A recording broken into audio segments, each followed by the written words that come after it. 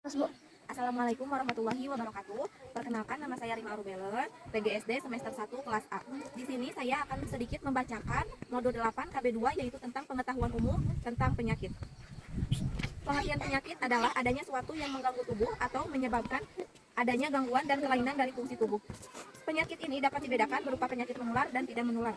Dari macam-macam penyakit menular yang dapat terjadi, penyakit adalah pernapasan merupakan yang paling umum dan lazim terjadi di Indonesia. Penyakitnya antara lain ISPA, infeksi saluran napas akut, TBC, dan pneumonia, radang berbahaya pada paru-paru. Penyebaran penyakit menular ini adalah melalui droplet saluran pernapasan orang yang sehat. Bagian A yaitu jenis-jenis penyakit menular dan tidak menular. 1. Jenis-jenis penyakit menular. Yang dimaksud dengan penyakit menular adalah penyakit yang dapat ditularkan atau berpindah dari orang yang satu ke orang yang lain, baik secara langsung maupun melalui perantara. Jenis-jenis penyakit menular, yang pertama dalam pernapasan ada tuberkulosis atau TBC, yang kedua ada influenza, yang ketiga ada radang paru-paru atau pneumonia. Yang kedua, penyakit saluran pada pencernaan.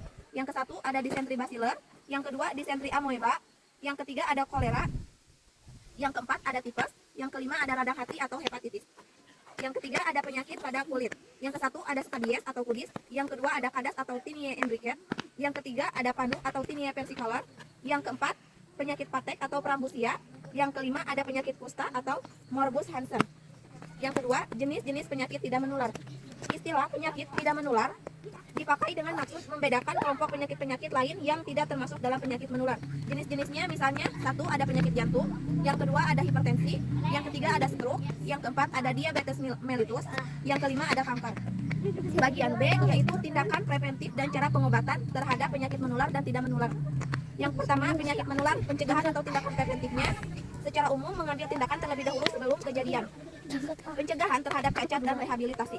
Pencegahan tingkat pertama, ada sasaran pencegahan tingkat pertama dapat ditunjukkan pada faktor penyebab lingkungan. B. Pencegahan tingkat kedua, sasaran pencegahan ini terutama ditunjukkan pada mereka yang menderita atau dianggap menderita suspek atau yang terancam akan menderita masa tunas. Yang ketiga, pencegahan tingkat ketiga, sasaran pencegahan ini adalah penderita penyakit tertentu dengan tujuan mencegah jangan sampai mengalami cacat atau kelainan permanen, mencegah bertambah parahnya suatu penyakit atau mencegah kematian akibat penyakit tersebut.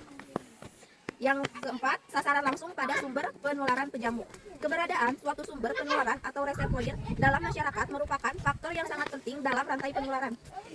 Sumber penularannya bisa sumber penularan pada binatang, sumber penularan adalah manusia. Sasaran ditunjukkan pada cara penularan. Yang kedua, penyakit tidak menular. Upaya pencegahan, prinsip upaya pencegahan lebih baik dari sebatas pengobatan, tetap juga berlaku pada penyakit tidak menular atau PTM. Dikenal juga keempat, tiga pencegahan seperti berikut ini. Yang pertama, pencegahan primordial.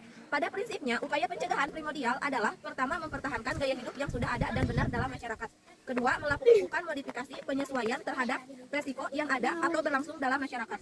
Yang kedua, pencegahan tingkat pertama, yaitu meliputi promosi kesehatan, misalnya yaitu kampanye kesadaran masyarakat, promosi kesehatan, dan pendidikan kesehatan masyarakat.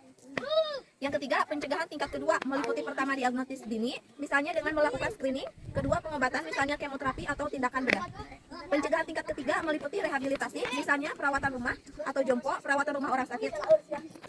Pencegahan primer seterusnya dilakukan intervensi terhadap satu, gaya hidup, dua, lingkungan dengan menyadari stres kerja, ketiga, biologi dengan memberikan perhatian terhadap faktor resiko biologis, jenis kelamin, riwayat keluarga, dan pelayanan kesehatan dengan memberikan health education dan pemeriksaan tensi. Mungkin hanya itu yang dapat saya sampaikan, kurang dan lebihnya saya mohon maaf. Wassalamualaikum warahmatullahi wabarakatuh.